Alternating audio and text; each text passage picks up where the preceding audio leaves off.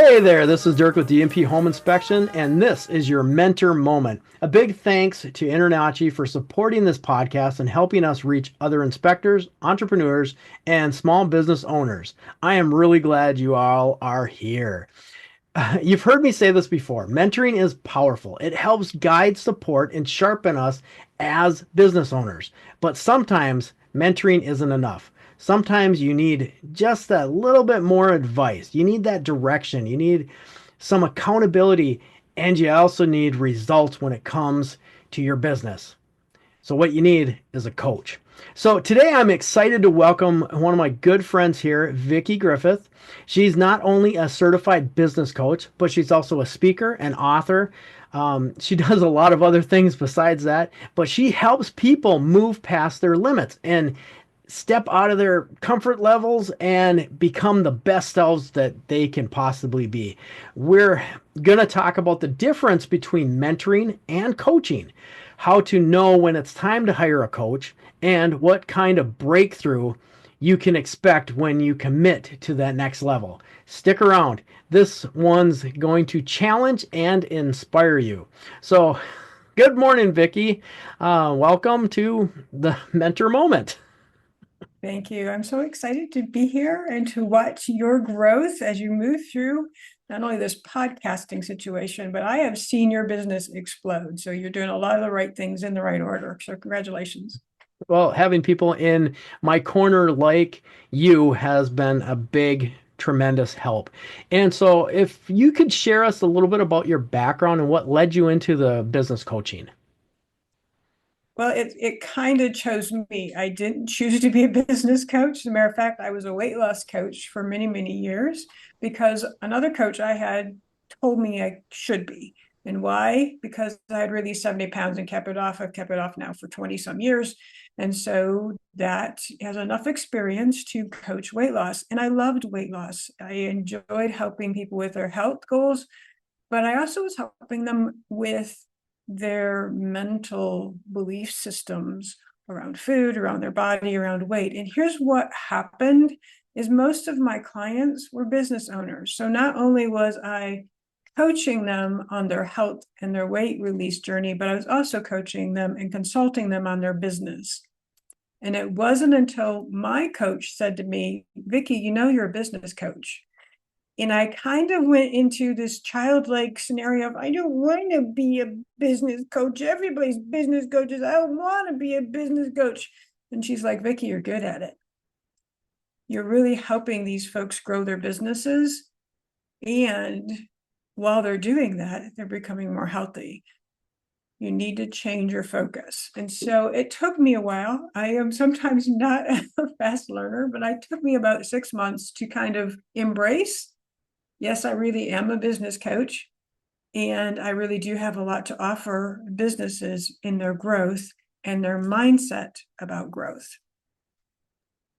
I'm going to kind of go off cue here. I have all these questions for you, and I'm going to try to limit them as much as I possibly No, that's can. perfect. That's perfect podcast hosting. Exactly. But I noticed a big difference when I took one of your free courses, and you basically like it really impacted me on just doing some breakthrough little tiny steps that actually meant bigger steps. Okay, look through the bigger picture, which you can see, but a lot of other people can't see because there's too close to that where they're at in businesses. That's what you do to impact people, right? I appreciate that. And that's, you spoke about in the beginning, what's the difference between mentoring and coaching? And that's exactly it. So that's part of it anyway, is a coach can see your future, see the vision, hold the vision for you while you work in those steps. And yes, sometimes it is.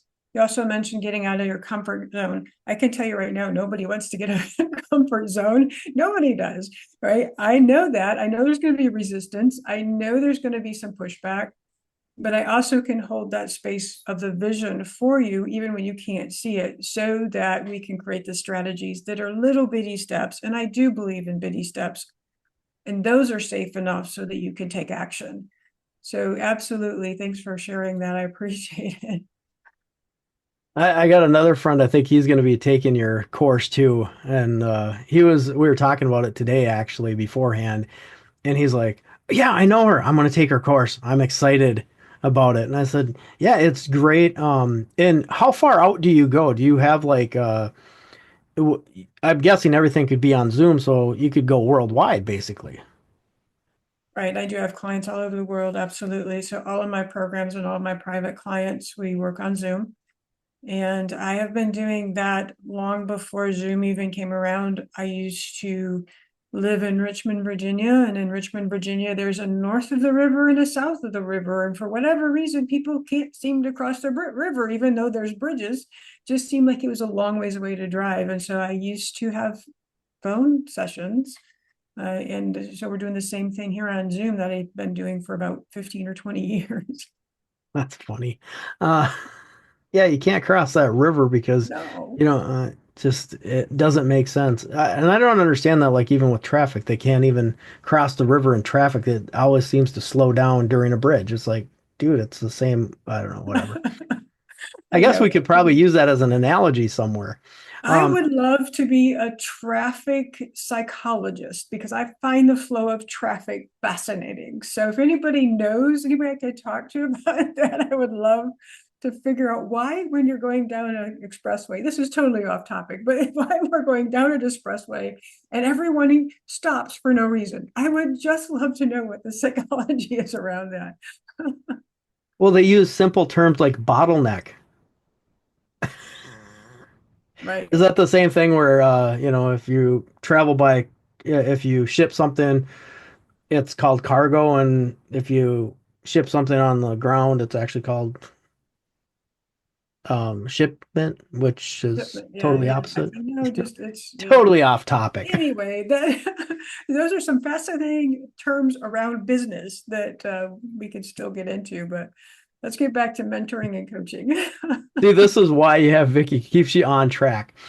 Where are the situations when mentoring is more appropriate than coaching, and when is it vice versa on both of those scenarios?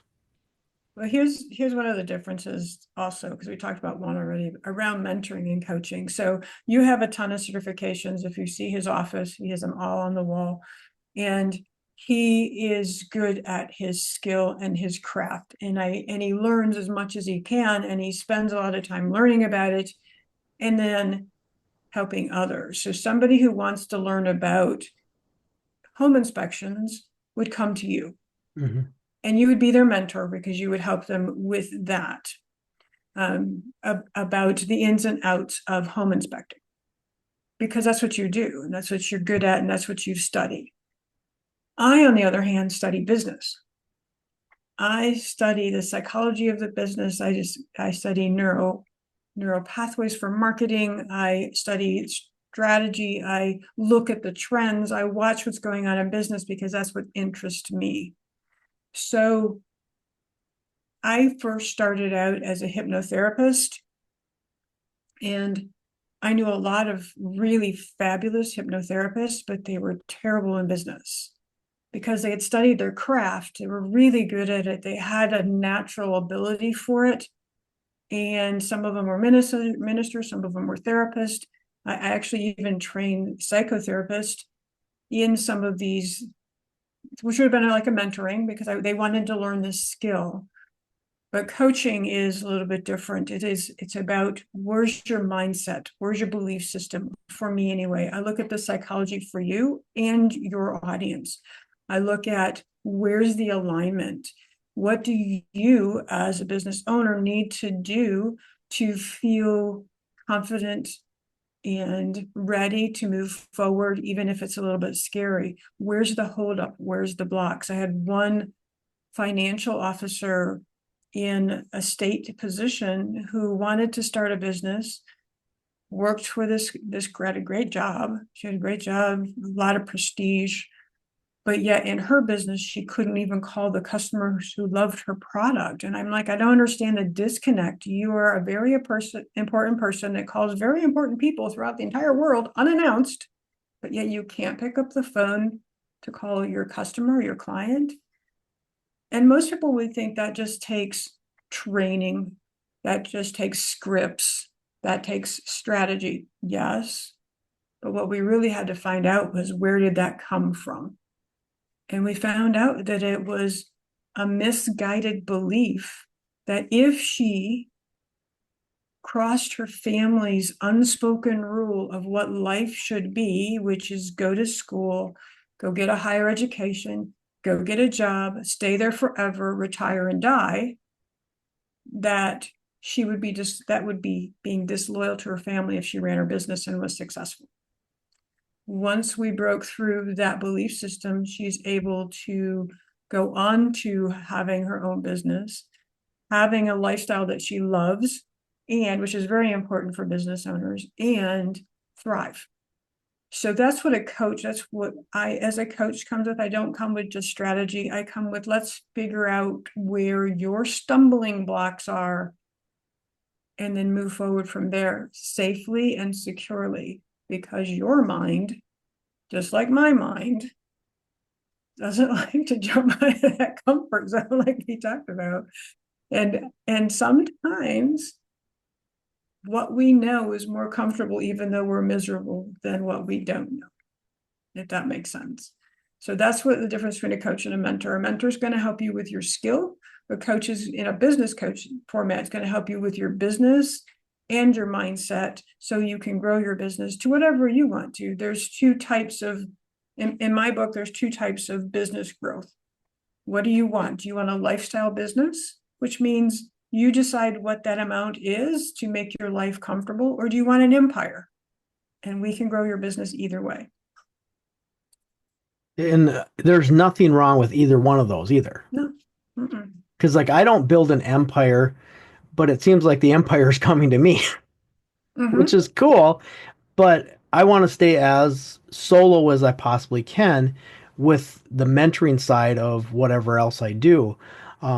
And like your mindset is so important, especially I've learned that I had my own stumbling blocks that I put in place because I wanted to protect myself from the outside. And it's like, wait a minute, I want to get over on that outside, so that why do I have these blocks up? And you have to kind of dig deep because it's an emotional journey, really. It is. It is a very emotional journey. So sorry, folks, to have to inform you that growing a business requires emotional intelligence. I'm not saying you don't have it. I'm just saying it is an emotional, it's full of ups and downs, and really breakthroughs, and break your heart sometimes.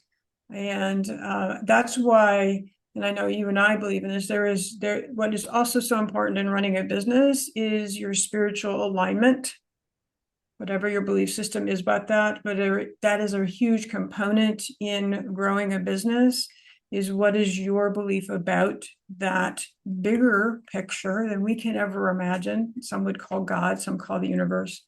And that alignment is not a necessary element, but it is an important element in my book. And I think a lot about it. And that's why when you get to that alignment piece of that higher divine, things come to you unexpectedly. You can think about it, you can dream it, but then all of a sudden things come to you unexpectedly, and you're like, wow, this is an amazing blessing and abundance. Sometimes it comes in waves of clients and customers. Sometimes it comes in waves of testimonials that come to you. Sometimes it comes in tons of referrals. But that alignment is where all of that abundance is coming from. And it also comes in outside of your business, your family. There's no reason to run a business, to have a business, and have it ruin your family life. And that happens so many times. So my goal as a business coach is to have you have it all. What the heck? Business, family, love, health, relationships, fun, what? Laughter, and money, because money is not evil. Money is a fabulous thing to have in your life so you can share it with others. And sometimes that means that sharing is paying your mortgage bill on time. I can relate to all that, I have to say. But I was thinking on the when you go through this process of coaching, I mean, what does it typically look like?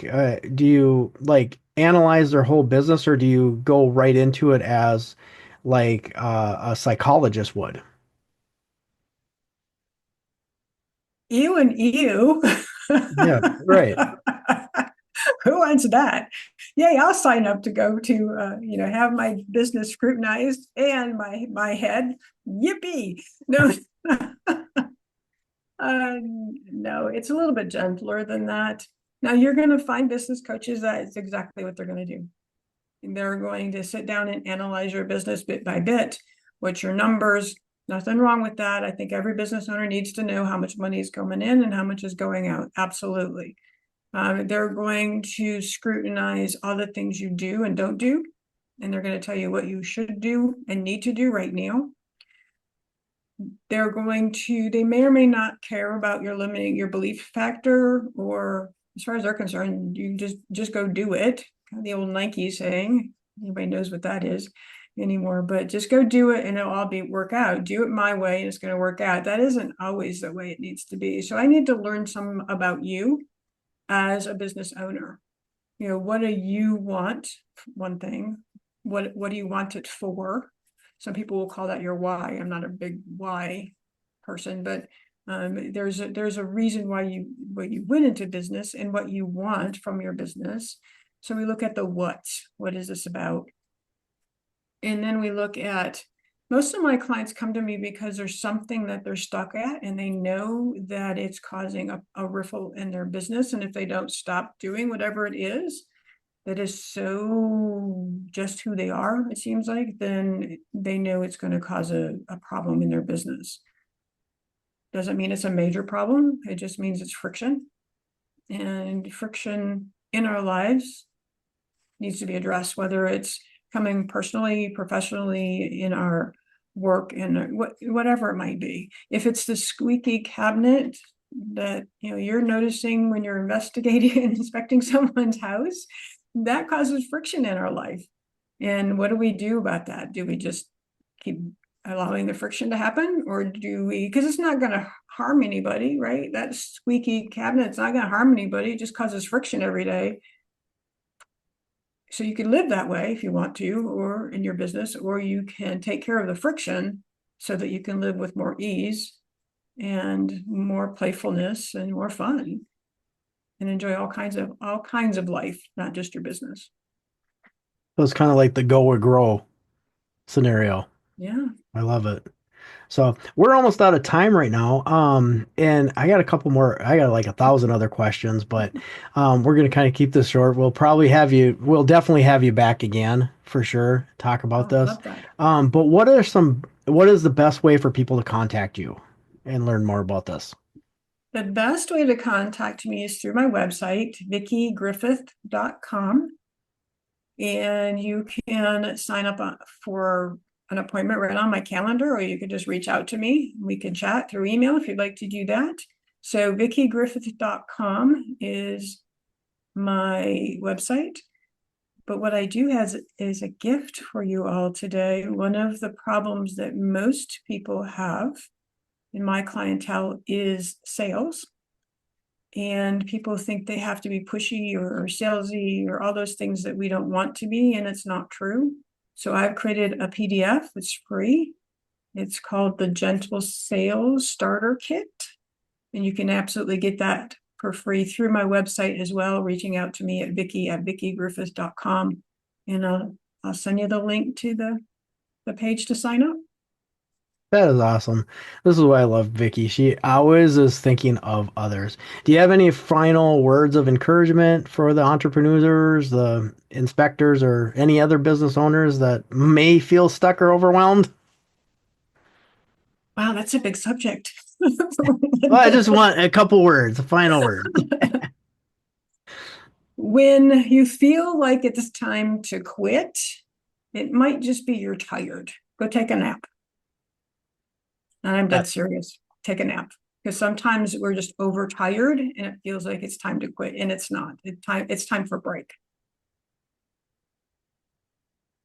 You know something? I like to. I know you put this out there. If you're not moving forward, you may be mentoring when you need coaching. Mhm. And, I like to say sometimes the difference between being stuck and success is one honest conversation with a coach. So if you found this valuable, send it to someone who's building their business, who needs to scale their business. And, like this podcast, if you have any other questions, please reach out to me at askdirkcmi@gmail.com. Until next time, inspect what you expect, serve before you sell, and always keep growing and move forward. This is Dirk with your Mentor Moment.